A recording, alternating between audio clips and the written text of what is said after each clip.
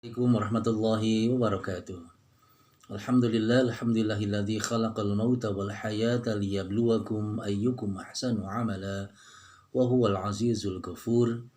Wa asyhadu an la ilaha illallah wahdahu la syarikalah wa asyhadu anna Muhammadan abduhu wa rasuluhu allazi la nabiyya ba'dah. Allahumma fasalli wa sallim ala sayyidina Muhammad ibn Abdillah wa ala alihi wa sahbihi wa man tabi'ahum bi ila yaumil qiyamah amma ba'd. Allah subhanaka la ilma lana illa ma'allamtana innaka antal alimul hakim. Segala puji bagi Allah yang telah menciptakan kematian dan kehidupan untuk menguji siapa yang paling baik amalnya di antara kita. Dialah Allah yang maha perkasa lagi maha pengampun. Alhamdulillah kita bersyukur kepada Allah subhanahu wa ta'ala. Alhamdulillahilladzi bi ni'matihi tatimmus shalihat. Allah izinkan kembali untuk kita bisa bersilaturahim lewat Masjid Taklim sekalipun daring, tapi insya Allah tidak mengurangi kekhusyuan, mengurangi semangat kita untuk terus bertelabul ilmi. Mari sama-sama kita buka untuk menambah kebarokahan pengajian kita sore hari ini dengan kalimat basmalah dan doa istighfar. Bismillahirrahmanirrahim. Rabbighfirli wa tub alayya innaka antat tawwabul ghafur. Kemudian mari sama-sama terus kita berbuat kebaikan, bersedekah doa lewat kebaikan-kebaikan apapun. Kullu ma'rufin sedekah, seluruh kebaikan adalah sedekah. Dan sedekah yang paling mudah adalah ketika kita berbagi doa. Kita doakan semoga saudara-saudara kita, sahabat, kerabat, jirta kita yang sedang sakit, semoga Allah cepat sembuhkan. Allah segera angkat penyakitnya, diganti dengan kesehatan keafiatan. Insya Allah sakitnya menjadi menjadi kifarat bagi dosa-dosa kecilnya, dan insya Allah sabar yang menjadi amal salih, termasuk ikhtiar untuk kembali sembuh menjadi kebaikan. Dan mudah-mudahan keluarganya pun diberikan kesabaran ketabahan dalam menjalani dan mengurusnya insya Allah. Kita doakan, ya Allah ya Syafi, ya Allah ya Kafi, ya Allah ya Mu'afi. Allahumma rabbana hizbil ba'sa ishfi anta syafi la shifa illa shifauka shifa la yughadiru saqama. Amin ya Allah ya rabbal alamin. Dan juga siapapun yang punya hajat, keinginan, harapan, keinginan, semoga Allah mudahkan seluruh hajatnya, seluruh keinginannya, seluruh cita-citanya, dan semoga selalu ada dalam ridho dan bimbingan Allah subhanahu wa ta'ala. Ikhwafillah, ibatul iman, hamba Allah rahimakumullah. Sore ini kita akan meneruskan kajian di Selasa ketiga di bulan Februari 2021, dan insya Allah kita pun juga sedang dan telah berada di bulan Rajab, salah satu bulan haram yang penuh barokah, yang insya Allah di bulan haram ini, bulan Rajab ini, di antara 4 bulan Rajab, di antara 4 bulan haram, Dzulqa'dah, Dzulhijjah, Muharram, dan yang terpisah ada Rajab. Insya Allah setiap kebaikan yang kita kerjakan akan dilipat gandakan balasannya oleh Allah. Salat kita, saum sunnah kita, dan perbuatan-perbuatan baik apapun yang kita kerjakan di bulan Rajab insya Allah akan menambah kebaikan. Termasuk juga semangat untuk menambah kebaikan lewat saum-saum sunnah misalnya. Ya, Abdul Siyam ba'da Ramadan adalah saum min syahrillah. Sebaik-baik puasa setelah Ramadan adalah puasa sunnah di bulan haram. Artinya kita perbanyak di bulan haram, termasuk bulan Rajab ini adalah saum-saum sunnah yang sudah Rasul contohkan. Senin Kemis, saum Daud, atau Ayamul Bid di pertengahan bulan Rajab nanti tanggal 13, 14, dan 15. Itu akan menambah kebaikan. Baik, kita meneruskan kajian tentang surat-surat yang diturunkan berdasarkan urutan turunnya, ya, bukan berdasarkan mushaf Al-Quran, urutan mushaf tapi berdasarkan turunnya. Kita sampai di surat Al-Balad, dan kemarin sudah kita sama-sama insya Allah pahami, wallahu alam, sampai di ayat ke 6, ya gitu. Ayat 5 dan 6 ya kemarin sudah kita sama-sama insya Allah pahami. Ya, 2 ayat itu berkenaan dengan merujuk kepada turunnya ayat 5 dan 6 adalah berkenaan dengan ditujukan kepada salah seorang yang bernama Usaid bin Kaldan, yang punya fisik yang kuat, orang kaya ya, dan tapi dia punya sikap angkuh ya, yang dia mengatakan, apakah yang kemudian Allah gambarkan lewat ayat 5 dan 6 itu, ayah sabu alla yaqdiru alaihi ahad yaqulu ahlaktu malal lubada. Ya, dia mengira, apakah dia menyangka ataupun mengira bahwa tidak ada satu pun, tidak ada seorang pun yang akan mengatasinya, yang akan mengalahkannya, ketika dia berkata ahlaktu malal lubada, aku telah menghabiskan atau menyia-nyiakan harta yang banyak. Ini sebuah ungkapan kesombongan dan keangkuhan yang dilakukan oleh Usaid bin Kaldan, sekalipun ayat ini kemudian ditujukan bukan saja untuk Usaid bin Kaldan, tapi juga untuk seluruh manusia yang punya sifat angkuh. Ya, keangkuhannya tercermin lewat ucapan lubadanya, itu mengisyaratkan bahwa pemberian selalu gitu. Jadi lubada itu adalah sebuah gambaran kata yang dipakai oleh Allah lewat Al-Quran, bahwa dia mengeluarkan sesuatu sedikit tapi terus menerus.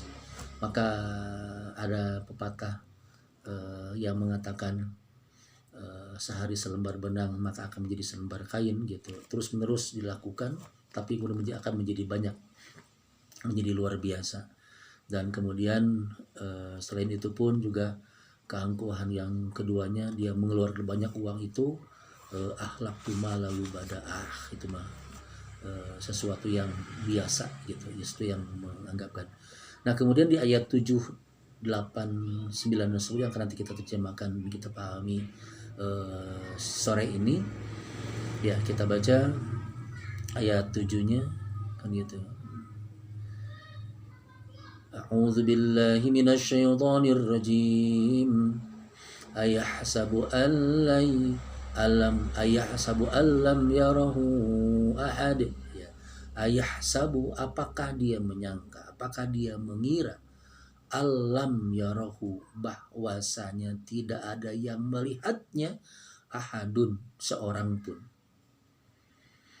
Nah, apakah ia menduga bahwa tidak ada seorang pun, kata Allah, yang melihatnya sejak dahulu. Nah, yang menarik di sini ada kata lan dan lam ya.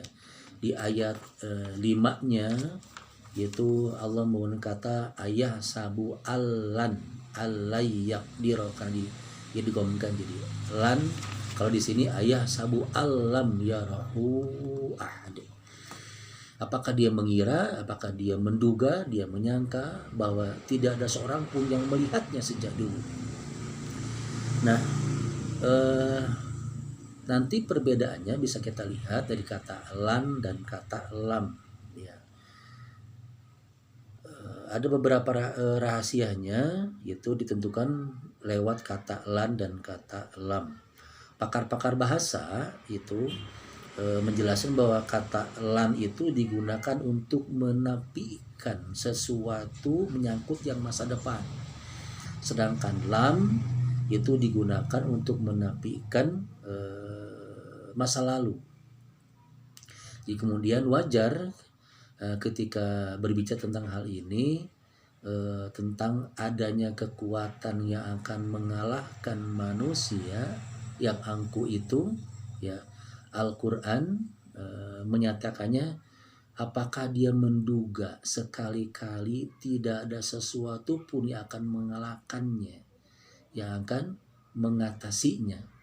Ayat ini di samping ingin menekankan bahwa ada suatu kekuasaan dan kemampuan yang melebihinya, juga lan ini mengingatkan, kata lan itu yang di ayat 5 itu mengingatkan yang bersangkutan bahwa di masa yang akan datang ada kekuasaan yang dapat mengalahkan dan mengatasinya. Orang boleh hebat di zamannya, dia kaya, dia berkuasa, dan segala pun dia pandai, dia pintar. Tapi pertanyaannya kemudian pasti saja ada kemudian orang-orang yang mengalahkannya. Boleh jadi di masa itu ataupun di masa-masa yang akan datang. Ya, termasuk kasusnya Usain bin Kaldan itu, bahwa kan dia menganggap bahwa dia orang yang angkuh, orang yang kuat, tidak ada akan yang bisa mengalahkan dan mengatasi dan segala macamnya. Nah, bahkan kan menurut berdasarkan perjalanan masa dan waktu itu banyak pula orang-orang yang memahami, yang berpendapat bahwa karena kehebatan, karena kepandaian yang dimilikinya, jangankan manusia, Tuhan pun tidak akan bisa mengalahkannya. Bagaimana kasus pemilik Titanic, kapal pesiar yang sangat megah luar biasa, ketika sang pemilik itu mengatakan kapal ini adalah sangat kuat dan sangat hebat pada zaman ini, dan jangankan manusia, jangankan alam, Tuhan pun tidak bisa mengalahkannya. Maka betapa mudah bagi Allah, Tuhan Rabbul Izzati Amma Yasifun, Tuhan yang Al-Aziz, yang maha kuat, yang maha perkasa. Ya, kapal yang hebat itu pun hanya membentur ataupun menabrak es yang sangat luar biasa, kemudian bocor, akhirnya tenggelam, kan gitu. Jadi sampai kapanpun kan gitu. Mohon maaf, akhir-akhir ini kan juga ada bahwa ada satu pejabat yang mengatakan bahwa kondisinya tidak akan pernah banjir. Kondisi daerahnya tidak akan pernah banjir karena sungainya sudah dinormalisasi dan sudah diperbaiki. Tapi buktinya banjir juga. Itulah, orang tidak boleh angkuh, tidak boleh sombong. Semuanya ada Allah yang mengatur. Kan ketika Allah sudah mengizinkan makhluknya, apakah itu air yang di laut atau yang di sungai atau air hujan yang turun dari atas, kan begitu. Maka ketika Allah menyuruh untuk memberikan ujian, maka terjadilah banjir, longsor dan segala macamnya. Kita turut prihatin. Ya, terakhir kan ada kasus ada bencana longsor di Nganjuk, ya cukup banyak yang meninggal dunia. Kita doakan semoga yang mendapat musibah mendapatkan kesabaran, dan yang wafat mudah-mudahan diwafatkan dengan wafat yang baik. Allah ampun dosa kehilapannya. Ya, itulah lan gitu. Jadi artinya ayah sabu alayak diro alaihi ahad itu, bahwa pasti ada orang-orang yang akan mengalahkannya, mengatasinya gitu. Orang yang hebat, akan ada lagi orang yang lebih hebat. Di atas langit ada langit, ada orang yang pintar, pasti ada orang lebih pintar lagi. Ada orang yang kuat, petinju yang kuat, petarung yang kuat, pasti ada lagi patron berikutnya yang kuat yang bisa mengalahkannya. Makanya berhati-hatilah. Nah, kemudian ketika Allah menggunakan kata lam, ayah sabu alam yarahu ahad, apakah dia menduga, dia mengira bahwa tidak ada seorang pun yang melihatnya, dia orang yang angkuh segala macam. Itu ketika Allah menggunakan kata lam untuk ayat 7 ini, yang menafikan sesuatu yang menyangkut masa lampau, masa lalu. Sehingga dengan kata ini Al-Quran berpesan kepada kita. Apa pesannya? Kepada manusia pada umumnya, kepada kita pada khususnya, pada hakikatnya sejak masa lampau selalu ada yang melihat, selalu ada yang mengamati sikap dan kelakuannya. Jadi pengamatan itu bukannya terjadi di masa yang akan datang, tapi sejak dulu banyak orang, atau sejak dulu orang-orang yang seperti ini diketahui dan bagaimana ujungnya. Kita tahu dari mengapa kita harus belajar sirah, belajar sejarah, belajar tari. Betapa Allah menenggelamkan orang-orang yang berkuasa. Dia pintar seperti Fir'aun, kan begitu.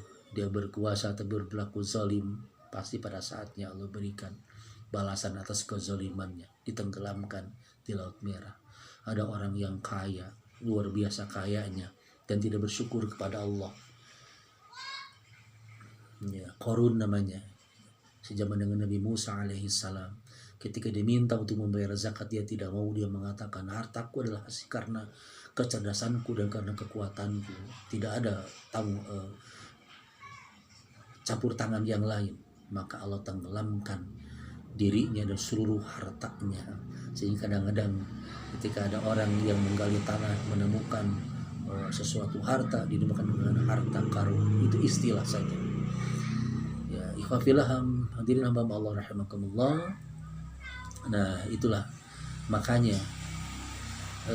sejak dulu bahwa pasti ketika ada orang yang menyangka bahwa tidak ada seorang pun yang melihatnya itu adalah contoh yang salah. Gitu. Nah, kemudian apakah yang menduga bahwa tidak satu pun yang kami lihat sejak dulu? Nah, berikutnya dituliskan alam naj'al lahu ainain. Alam bukankah naj'al, kami telah jadikan lahu baginya ainain, dua mata. Ya, walisanan, dan lidah dan lisan, ya, wasyafatain, ya, dan dua bibir, wahadainahun najdain, dan kami telah menunjukkan kepadanya najdain, dua jalan. Ya, Allah kemudian melanjutkan ayat ini dengan sebuah pertanyaan, alam naj'al lahu ainain. Ya, bukankah kami telah menjadikan baginya dua mata? Ayat ini menjelaskan kepada kita, ya, memberikan pengertian bahwa ayat ini bukan untuk menyampaikan adanya tentang nikmat-nikmat Allah yang telah diperolehnya, jauh lebih itu, tetapi untuk mengingatkan bahwa Allah telah menganugerahkan kepada kita, kepada manusia, potensi yang seharusnya potensi ini digunakan untuk mencapai kebahagiaan.